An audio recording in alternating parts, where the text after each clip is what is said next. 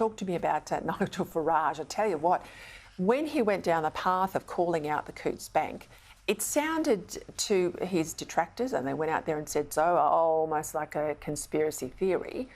Well, he was proven right. He's got all of these internal documents that show they cancelled his bank account because they disagreed with his policies. I mean, these banks are incredibly woke, as you know. He's now got an apology from them.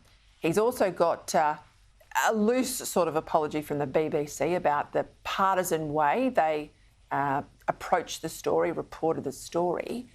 But it begs the question, Kosha, I mean, how powerful are these corporates? You can't survive without your ID, you can't survive without a digital address, you certainly can't survive without a bank account, and they're making decisions on whether they like your politics or not.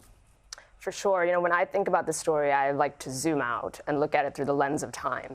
And I think all throughout human history, that's been the nature of power, that these institutions, it's in their self-interest to cancel basically dissenting viewpoints. That's happened all throughout history. We could probably say the last 150 to 200 years is an aberration. And that's what feels a little bit jarring, given that we're living in this time and free speech is a bedrock of liberal democracies. And on top of that, maybe they overplayed their hand, where he's a very prominent public figure, 4 times reelected. So maybe, you know, they went a little bit too far. He was able to beat them back. But if you see what's been happening just in recent times, with whether it's social media, traditional media, academia, everywhere, these institutions will and have cancelled people for having uncouth views, and especially for banking. We saw it with the Canadian truckers. Yes, We've seen funding platforms cancel people that maybe were raising money for a cause that they didn't agree with. And then again here, I think just because they went after somebody a little bit too big, he was able to clap back. But it is a very scary picture, I think, if we think about what that means about the times that we're living in now. I think back to everyone worried about what information's held